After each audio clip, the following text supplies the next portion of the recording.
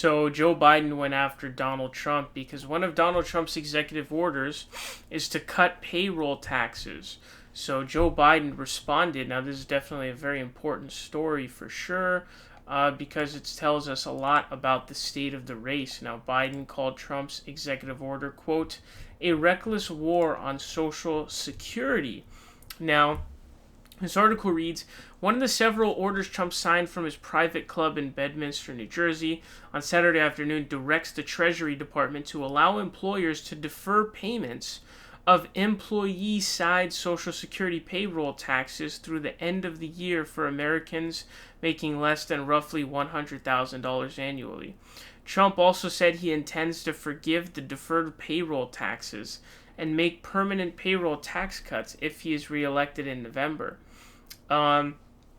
And so the problem with this is that payroll taxes is what funds Social Security for the vast majority of it.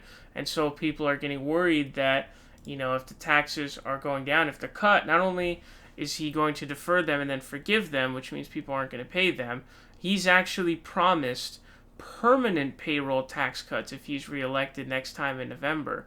And so I saw Steve Mnuchin was asked this from Chris Wallace, and he says, it'll come for the general fund. But the thing about the general fund is that's, all of our tax dollars. So it's like, where's the raise going to come from in terms of taxes?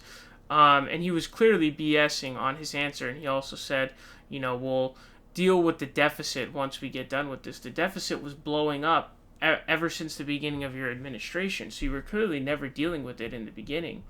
But the most important part of this, actually, one other thing I should mention is that, Trump can't do things like that via executive order because that's not within his enumerated powers in the Constitution.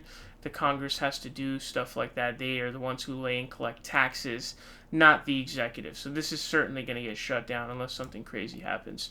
But the biggest thing about this really doesn't even have to do with this is politics, right? So it doesn't even have to do anything with the substance of the issue. What it has to do with is messaging. And so now the whole news sphere has been, Trump is trying to cut your taxes, he's trying to cut payroll taxes, he's trying to gut your Social Security and your Medicare. And that is great messaging, especially when, who are the people who are the most crucial group that can turn for Biden? It's older voters, senior voters. Who are the people who rely on Social Security and Medicare? Senior voters. So that's why this is really important messaging for Joe Biden and why it's going to help the Democrats and Biden over Trump.